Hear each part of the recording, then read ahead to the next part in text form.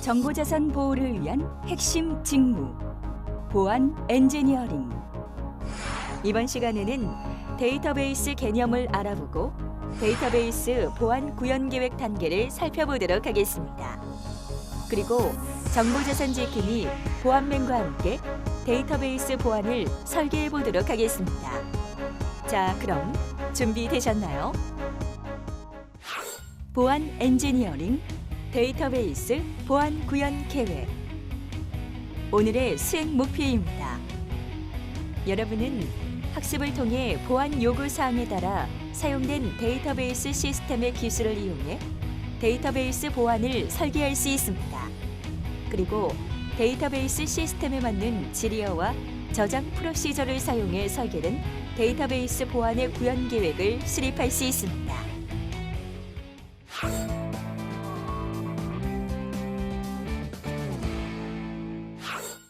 대한민국의 모든 정보 보안이 이뤄지는 그날까지 여러분과 함께 보안 엔지니어링에 대해 알아볼 정보 보안 지킴이 아나운서 박다은입니다. 이번 시간에는 여러분과 함께 데이터베이스 보안 구현 계획에 대해 알아보기 위해 전정훈 강사님을 자리에 모셨습니다. 강사님, 안녕하세요. 안녕하세요.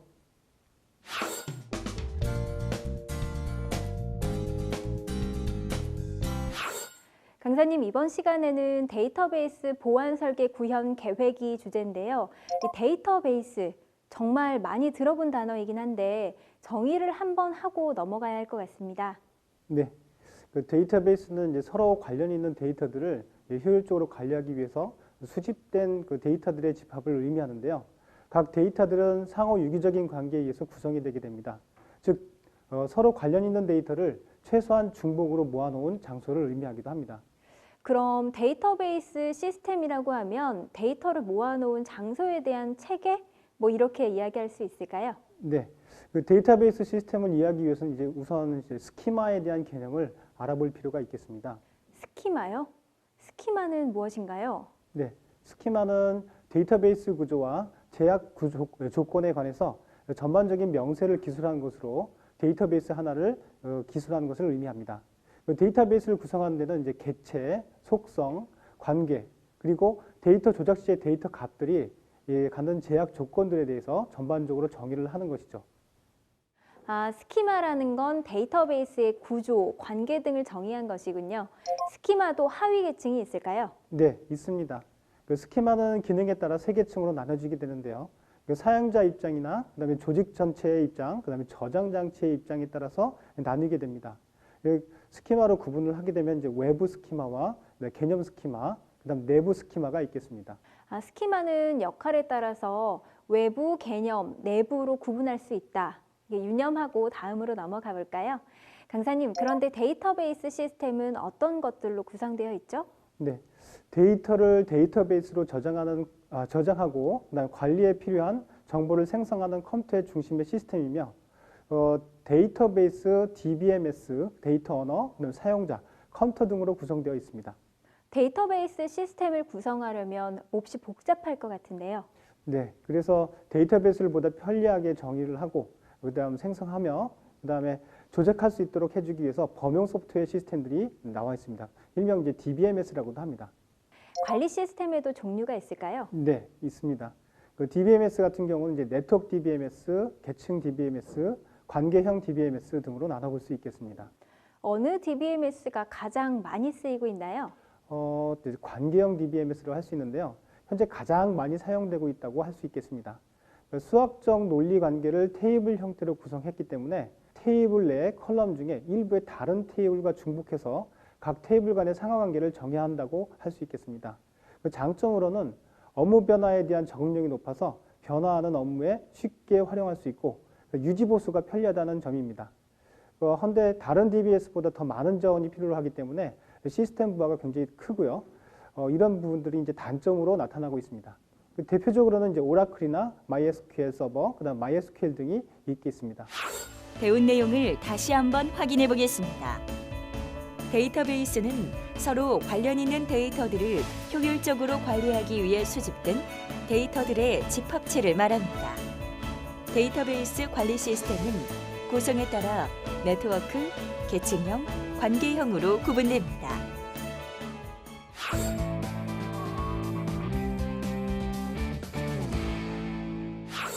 그럼 데이터베이스 보안 설계 절차를 살펴보도록 하겠습니다. 강사님, 이 데이터베이스 보안 설계를 위해서 무엇부터 해야 할까요? 데이터베이스 시스템의 기술을 이용해서 보안을 우선 설계를 해야 합니다. 보안 설계를 위해서는 보안 목적이나 필요성을 숙지해야 할 텐데요. 보안 목적에는 어떤 조건들이 포함될 수 있을까요? 먼저 데이터베이스 보안이라고 하는 것에 대한 정의가 필요한데요. 데이터베이스에 저장되어 있는 데이터에 대해서 부적절한 접근이라든지 의도적인 데이터의 수정이나 삭제, 데이터의 일관성을 방해하는 우연적인 사고 등으로부터 데이터나 데이터베이스를 갖다 보호하는 것입니다. 데이터베이스 보안의 목적은 정보보호 관리에 있어서 아주 중요하고요. 최종적인 관리 대상인 데이터베이스에 저장된 데이터를 기밀성, 무결성, 가용성을 통해서 잘 유지하고 확보하는 것이라고 할 수 있겠습니다. 강사님, 여기서 데이터베이스의 보안이 왜 필요한지부터 한번 짚고 넘어가야 할 것 같은데요. 네, 컴퓨터에서 처리되고 저장되는 정보는 신속한 업무 처리와 함께 적절한 의사 결정을 위해서 필요한 이해관계자들에게 적절하게 정확한 정보를 제공할 수 있어야 합니다. 그런데 이 같은 정보를 갖다가 권한이 없는 사용자에게 부정한 방법으로 가로채이거나 그다음 부적절하게 기록하게 되게 되면은 해당 정보를 필요로 하는 사람이나 개인에게 커다란 피해가 갈 수 있습니다. 그렇기 때문에 권한이 없는 사용자의 부적절한 접근을 갖다 방지하고 또는 막고 그다음 정당한 권한을 갖고 있는 사용자가 정보 시스템의 서비스 요구를 거부하지 않도록 보호할 필요가 있겠습니다. 네, 권한이 없는 사용자가 부정한 방법으로 정보를 사용한다고 하니까 정말 무서운데요.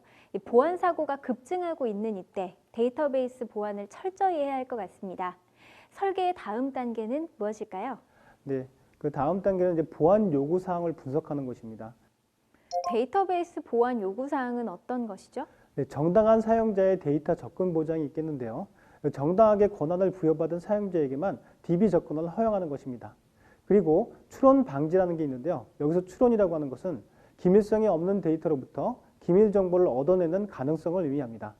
특히 추론 문제는 통계 DB에서 중요시되고 있으며 통계적인 집계 정보에서 시작해서 개개의 개체에 대한 정보를 추적하지 못하도록 해야 합니다. 네, 계속 설명 부탁드립니다. 네, 그 다음에 이제 데이터베이스 무결성 유지 부분이 있는데요. 이것은 데이터의 내용을 갖다 수정할 수 있는 비권한 접근이나 오류 또는 바이러스 등에 의해서 데이터를 손상시킬 수 있는 시스템 고장 등으로부터 데이터베이스를 보호하는 것을 의미합니다. 그리고 데이터에 대한 의미 무결성 유지라고 하는 부분이 있는데요. 이 부분은 허용된 범위의 제어 데이터 값을 유지해서 수정될 데이터의 논리적인 일치성을 보장하는 무결성 제약 조건이 대표적인 것입니다. 데이터에 대한 모든 접근을 기록해야 하는 것 아닌가요? 네, 다음으로 알아볼 것인데요. 데이터에 대한 모든 접근을 기록하는 시스템 감사 지원이 있겠습니다. 하지만 모든 데이터에 대해서 감사 기록을 유지하는 것은 시간과 비용 측면에서 매우 비효율적입니다.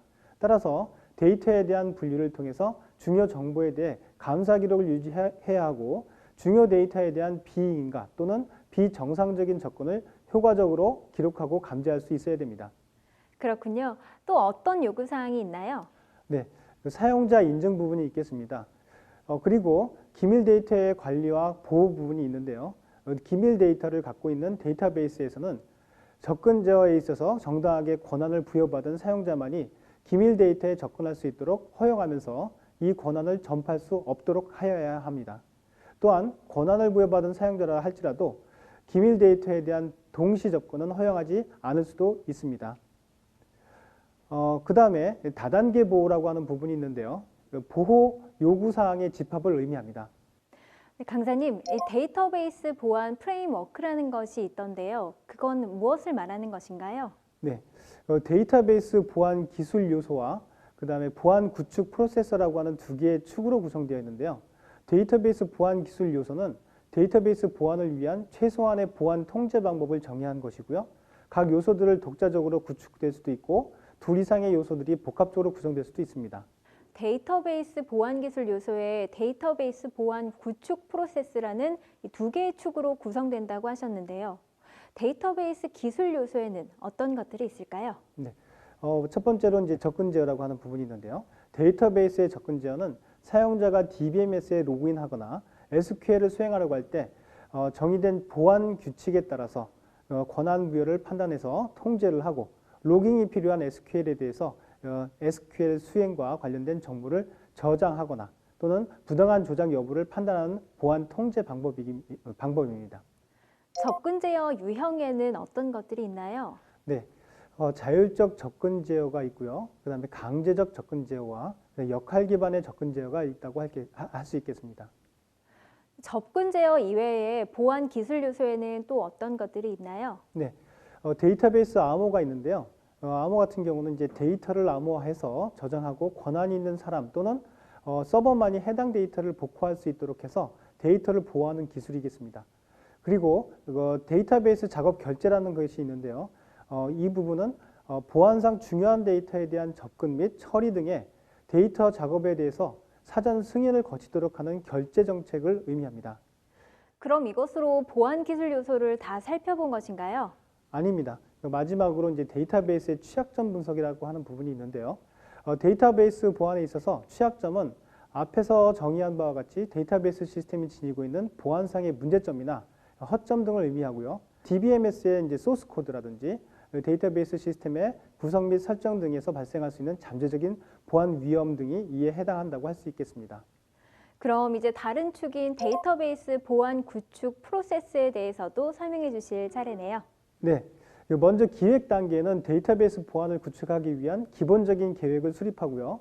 데이터베이스 보안 정책과 지침, 그리고 가이드라인 등을 개발하는 단계입니다. 이를 위해서는 보안 대상 데이터를 식별하고 분류해야 하고요. 데이터베이스 보안을 위한 원칙 또는 지침 등을 정의를 해야 합니다. 그리고 마지막으로 이제 데이터베이스 보안을 담당하는 조직의 구성과 역할, 그다음 책임 등을 정의해야 한다고 할 수 있겠습니다. 주요 산출물은 어떤 것이 있을까요? 데이터베이스 보안 구축 계획이나 데이터베이스 보안 정책 지침 가이드라인 등이 있겠습니다. 그렇군요. 이 기획 단계가 지나면 설계 단계로 넘어가나요? 네, 맞습니다. 설계 단계는 데이터베이스 접근 제어 규칙이나 데이터베이스 작업 결제 규칙 등과 같은 이제 각각의 기술 요소별로 구별을 해서 상세 규칙을 정의를 하고요. 그다음에 시험 계획 등을 수립하는 단계에 있습니다. 그렇다면 주요 산출물도 있겠네요. 네, 기술 요소별로 이제 설계서가 있겠고요. 그다음에 기술 요소별로 이제 시험 계획서가 있겠습니다. 이제 설계 단계의 수행 결과에 따라서 실제로 각 기술 요소를 구현하고 시험을 해야겠네요. 네, 바로 이제 구축 단계가 있겠습니다. 구축 단계에서 구현하고 또 시험하는 내용은 구체적으로 어떻게 되나요? 네, DB 접근 제어, 데이터베이스 접근 제어에 대한 구축 단계의 주요 수행 내용은 설계된 접근 제어 규칙을 구현해서 우회 접근을 갖다 방지하고요. 구현 환경을 검토해서 보완하는 것입니다. 그리고 보안 적용 시험을 통해서 우회 접근의 가능성과 우회 접근 방어에 대한 신뢰성을 확보하는 것입니다. 그 다음에 데이터베이스 암호화에 대한 구축 단계의 주요 수행 내용들은 설계 단계 수행 결과에 따라서 대상 데이터에 대한 암호화를 수행하는지, 그 다음에 암호화 결과와 원본 데이터를 대조해서 암호문의 신뢰성을 확인하는 것입니다. 그리고 원본 데이터를 DB에서 삭제해서 보호 대상 데이터의 부당한 접근 및 유출에 대해서 판독 가능성을 제거하는 것이 있겠습니다. 설계 단계에서 다뤘던 각 기술 요소별로 구현을 하게 되는 거군요. 그럼 DB 작업 결제의 DB 취약점 분석에 대해서도 설명 부탁드립니다. 네, 데이터베이스 작업 결제에 대한 구축 단계의 주요 수행 내용은요. 설계 내용에 따라서 작업 결제 흐름을 구현해서 우회 결제를 방지를 하고요. 관련 환경을 검토해 가지고 보완하면서 보안 적용 시험을 통해 우회 결제의 가능성과 작업 결제의 기능 신뢰성을 확보하는 것입니다. 그리고 데이터베이스 취약점 분석에 대한 구축 단계의 주요 수행 내용은요. 설계 단계에서 수립된 취약점 분석 계획에 따라서 모의 해킹을 실시하고 일단 취약점 유무를 확인하는 것입니다. 그리고 발견된 취약점을 제거하는 것이겠죠. 또한 솔루션 적용 시에는 취약점의 수집과 그다음 추가된 취약점에 자동적으로 DB 데이터베이스 취약점 분석에 반영되는지를 확인하는 취약점 분석 시험 등이 함께 이루어진다고 보시면 되겠습니다. 그리고 마지막으로 이제 취약점을 이용해서 비인가된 접근이 있었는지 등을 확인하는 데 내부 보안 감사도 수행하기도 합니다. 주요 산출물은 무엇일까요? 주요 산출물로서는요. 기술 요소별 시험 결과서가 있고요. 그럼 기술 요소별로 구현 내역서가 있겠습니다. 구현 단계 이후에도 남은 단계가 있나요? 네, 다음으로는 이제 운영 단계가 있습니다. 구현된 그 기술 요소들의 작동 상태나 또는 결과를 모니터링하고요. 보안 및 개선 사항을 도출해서 이를 시행하며 이와 관련된 보안 규칙들을 유지하는 단계입니다. 지금까지 데이터베이스 보안 설계 과정을 함께 살펴봤는데요. 강사님, 이어서 말씀해 주실 내용은 무엇인가요? 설계된 데이터베이스 보안에 대해서 데이터베이스 시스템에 맞는 지리어와 저장 프로시저를 사용해서 구현 계획을 수립하는 과정을 말씀드리도록 하겠습니다. 시스템에 맞는 지리어와 저장 프로시저라. 저한테는 다소 낯선 용어들인데요. 차근차근 살펴보도록 하죠. 가장 첫 단계 무엇인가요? 예, 데이터베이스 접근 지열을 설계하는 단계로 먼저 정보 식별 구현이 있겠는데요. 이 부분은 이제 접근 지열을 할 대상 정보를 식별해야 합니다. 대상 정보라고 하는 것은 무엇이죠? 네, 데이터베이스 또는 데이터베이스 계정, 그다음 테이블 뷰, 그다음에 칼럼 등이 있겠습니다. 네, 각각에 대한 설명 부탁드립니다. 네, 데이터베이스에 대해서 먼저 말씀을 드리면요, DBMS에서 관리를 하고 있는 데이터베이스입니다. 정보의 가장 큰 단위이기도 하고요. 일반적으로 데이터베이스 단위보다는 더 세밀하게 접근 제어를 수행해야 합니다. 데이터베이스 계정이라고 하는 부분은요, 데이터베이스의 정보에 접근 가능한 데이터베이스 계정을 의미합니다.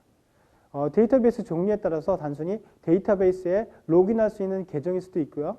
그다음에 테이블이 생성된 스키마를 의미할 수도 있습니다. 그럼 테이블 뷰와 칼럼은요? 테이블 뷰 같은 경우는요, 데이터베이스에서 정보가 저장되어 있는 논리적인 집합체를 의미하는데요. 테이블은 물리적으로 데이터를 갖다 보관하고 있는 실체이지만 뷰는 테이블을 바탕으로 정보를 재구성해가지고 실제로 데이터를 관리하지 않는 논리적인 실체를 의미하기도 합니다. 그리고 컬럼 같은 경우는요, 테이블에 소속된 정보의 일부 속성값이나 주민등록번호, 성명, 급여 정보 등과 같이 매우 민감한 정보의 경우에는 칼럼 단위로 통제를 해야 합니다. 정보 식별이 완료된 이후에는 어떤 과정이 남아있나요? 네, 사용자 식별 부분이 있고요. 그 다음에 접근 방법을 구현하는 부분이 있겠습니다. 접근 방법을 구현하는 것으로 데이터베이스 접근 제어 설계가 마무리되는 건가요? 아닙니다. 마지막으로 이제 접근 시간 이 부분을 구현하는 것인데요. 이것에 대해서 조금 말씀을 드리면요. 정보에 접근할 수 있는 시간을 통제한다는 의미를 갖고 있습니다. 특별히 민감한 정보는 업무 시간에만 접속이 가능하도록 설정을 하기도 하고요. 그 외에 해당 정보에 접근하는 경우에는 차단을 하거나 경보를 발령하도록 해서 보안 관리자가 해당 상황을 인지하도록 하는 것입니다. DB 암호화를 설계하는 과정은 어떻게 되나요? 네, 데이터베이스 암호화를 구축하기 위해서는 복화 권한 통제, 암호화 키 정의, 그리고 암호화 키 사용 로깅 등 많은 사항들을 고려해야 합니다. 암호화 규칙은 데이터베이스를 암호화하기 위한 기본적인 전제 조건과 고려 사항을 언급하는 것이고요. 암호화를 규칙대로 적용하고 암호화 후에 정상적인 데이터베이스 서비스를 지속시키기 위한 몇 가지 지표들이 있는데요. 다음과 같은 사항들이 있겠습니다. 데이터베이스에 접속할 수 있는 사용자에 대한 정의를 해야 할 거고요. 그 다음에 데이터베이스에 접속하는 사용자를 식별하는 데 대한 방법들을 정의해야 합니다. 그리고 암호화 대상 컬럼을 위한 범위를 정의해야 하고요. 암호화 컬럼에 대한 복화 권한 통제를 수행해야 합니다. 그리고 암호화 키를 위한 알고리즘과 대상을 정의해야 하고요. 암호화 키 사용에 대한 로깅을 수행해야 합니다. 네, 그럼 이제 암호화에 대해서 설명 부탁드립니다. 네, 데이터베이스 컬럼 암호화의 목적은 개인정보나 민감한 정보가 담겨있는 테이블에 컬럼 정보를 비인가자로부터 보호하는 것이 목적입니다. 암호화 대상의 컬럼의 경우에는 데이터베이스 관리에 있어서 지원하는 다양한 종류의 데이터 타입을 가지고 있는데요. 일반적으로 개인정보의 이름이라든지 주소, 생년월일, 카드번호, 이메일 주소 등 스트링 타입이 컬럼 암호화 대상으로 제일 많이 있겠습니다. 암호화에 대한 복호화가 왜 필요한 건가요? 암호화의 대상은 다수의 테이블에 존재하는 다수의 컬럼이 있겠는데요. 하나의 테이블에 존재하는 여러 다른 컬럼들이 있다 하더라도 사용자를 식별해서 복호할 필요가 있겠습니다. 따라서 테이블과 컬럼은 하나의 데이터베이스 계정에 의해서 소유되지만 데이터베이스 계정은 여러 사용자에 의해서 공유될 수 있기 때문에 테이블에 각기 다른 정보를 담고 있는 컬럼들의 경우 복화의 권한을 제한할 필요가 있겠습니다. 또 고려해야 할 사항이 있을까요? 네, 비인가 사용자에 대한 통제인데요. 암호화된 데이터는 인가된 사용자나 시스템에게는 정상적인 복화 데이터를 전송을 하지만 비인가자 사용자에게는 암호화된 데이터나 일부 암호화 사용자 입장에서 마스킹으로 보일 수 없도록 차단을 하게 됩니다. 지금까지 데이터베이스 암호화를 위한 고려 사항을 살펴봤는데요. 구현은 어떻게 이루어지는 건가요? 네, 암호화 키는 암호화 알고리즘과 파라미터 키의 조합으로 이루어지게 되는데요. 암호화 방식은 대칭형과 비대칭형 방식으로 나뉩니다. 대칭형은 암호화 키와 복화 키가 동일하고요. 비대칭형은 암호화 키와 복화 키가 상이하게 됩니다. 데이터베이스 작업 결제를 설계하는 과정에 대해서도 설명 부탁드립니다. 이 데이터베이스 결제에서 중요하게 다뤄야 할 것이 있을까요? 네, 주요한 내용은요. 어떤 SQL을 수행하거나 어떤 정보에 접근할 때 결제를 받아야 하는지 여부와 결제를 누구에게 받아야 하는지가 중요하다 할 수 있겠습니다. 결제 대상이 중요하다라는 말씀이시군요.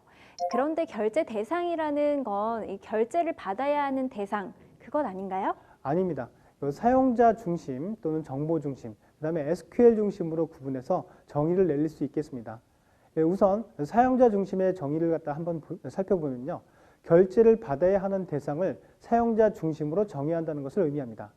그리고 정보 중심의 정의라고 하는 부분은 SQL을 통해서 접속하고자 하는 정보를 중심으로 정의를 하는 것이죠. 그리고 SQL 중심의 정의를 보면요. 특정 종류의 SQL을 수행하는 경우에 결제를 수행하도록 하는데요. 즉 드롭이라든지 트렁케이트 등의 스키마 구조에 중대한 영향을 미치는 명령을 사용한다든가 그랜트 등의 권한 설정에 중요한 영향을 미치는 SQL에 대해서만 결제를 수행하도록 하는 방식입니다. 결제 대상도 정의 방법이 여러 가지가 되는 거군요. 결제 대상이 있다면 결제자도 있는 것 아닌가요? 결제를 수행할 결제자를 정의하는 것인데요. 결제는 특정 1인이 수행할 수도 있지만 결제 라인을 구성하는 다수의 결제자가 순차적으로 결제를 진행하도록 설정할 수도 있습니다. 또한 특정 분야는 A 결제 경로를 통해 결제를 진행하기도 하고요. 다른 분야 같은 경우는 B 결제 경로를 통해서 결제를 진행하도록 설정하기도 합니다. 결제 대상과 결제자를 정의한 다음에는 이제 어떻게 해야 되나요? 네, 결제 사용자를 관리를 해야 하는데요. 즉시 결제의 경우에는 데이터베이스 접근자와 사용자를 공유해야 합니다. 결제자 관리도 필요한가요? 네, 필요합니다. 결제를 수행할 결제자에 대한 관리를 의미하는데요. 결제자가 결제 경로를 통해서 결제자로 지정되게 됩니다. 네, 강사님, 마지막으로 데이터베이스 취약점 분석 설계 과정이 남은 것 같습니다. 네, 데이터베이스의 취약점을 보안 관리자 또는 데이터베이스 관리자가 일일이 찾아낼 수도 있지만 이는 엄청난 시간과 노력이 필요합니다. 이러한 단점들을 보완하고 업무의 효율성을 높이기 위해서는 일반적으로 데이터베이스의 취약점 분석 솔루션 등을 사용을 하기도 합니다. 네, 그렇다면 데이터베이스 취약점 분석 절차는 어떻게 되나요? 네, 근데 몇 가지로 나눠볼 수 있겠는데요. 데이터베이스 환경을 적정하게 구축을 하고요. 그다음에 거기에 따른 이제 계정 관리를 해야 합니다. 그다음에 계정 관리 이후에는 패스워드 관리가 필요하고요. 그다음에 권한 관리도 필요합니다. 그다음에 이제 인증 관리를 또 해야 될 것이고요. 그다음에 원격 접속에 대해서 관리가 필요합니다. 이렇게 한 6가지 정도의 관리가 필요하다고 할 수 있겠습니다. 네, 강사님 감사합니다. 네. 지금까지 설계된 데이터베이스 보안 구현 계획에 대해 알아봤습니다. 우리를 실망시키지 않는 보안맨, 오늘은 또 어떤 업무를 하고 있을까요? 보안맨 나와주세요.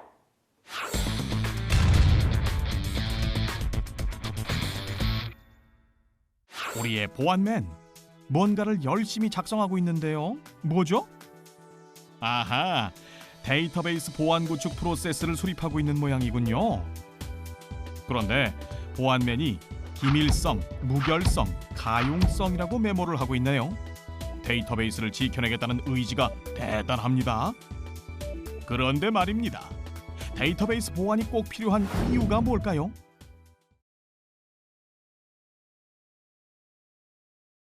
필요성은 8가지로 생각해 볼 수 있습니다. 데이터의 자산 가치는 증가하고 있는 데 반해 내부자에 의한 정보 유출이나 보안 사고는 급증하고 있습니다. 이런 상황에 개인정보 유출에 대한 불안감은 고조될 수밖에 없고 신뢰성은 저하되고 있습니다. 데이터베이스 보안 피해는 점점 커지고 있고 이에 대한 막대한 사회적 비용이 발생하고 있습니다. 데이터베이스 정보 보호에 대해 국내외 법률이 제정되고 있지만 현행 IT 보안 체계의 취약성이 존재하는 것도 사실입니다. 또한 상용 DBMS의 보안 취약성과 어플리케이션 구축 및 운영 시의 보안 허점 역시 존재하고 있습니다. 그렇기 때문에 취약성을 보완하고 데이터베이스를 보호해야 합니다. 데이터 자산 가치는 증가하고 있는데 내부자에 의한 정보 유출이나 보안 사고는 급증하고 있죠. 보안맨이 보안에 만전을 기하고 있지만 예기치 않게 터진 보안, 진땀을 흘렸던 일을 생각해봅니다. 보안 사고에 적당히는 없다. 다짐하는 보안맨입니다. 기획 단계에서 데이터베이스 보안을 구축하기 위한 기본적인 계획을 수립했고 데이터베이스 보안 정책과 지침, 가이드라인 등을 개발했으니 이제 본격적인 설계 단계군요. 설계 단계는 데이터베이스 접근 제어 규칙, 데이터베이스 작업 결제 규칙 등과 같이 각 기술 요소별로 구현을 위한 상세 규칙을 정의하고 시험 계획을 수립하는 단계죠. 보안맨 이미 접근 제어 규칙을 정의하고 있군요. 꼭 필요한 데이터베이스 보안. 커다란 피해를 막기 위해 철저히 준비해야겠습니다. 우리의 보안맨 오늘도 미션 성공입니다. 배운 내용을 다시 한번 확인해 보겠습니다. 데이터베이스 보안이란 데이터베이스에 저장되어 있는 데이터에 대한 부적절한 접근, 의도적인 데이터의 수정이나 삭제 및 데이터의 일관성을 방해하는 우연적인 사고 등으로부터 데이터 또는 데이터베이스를 보호하는 것을 말합니다. 이를 위한 기술 요소로는 접근 제어, DB 암호화, DB 작업 결제, DB 취약점 분석이 있습니다.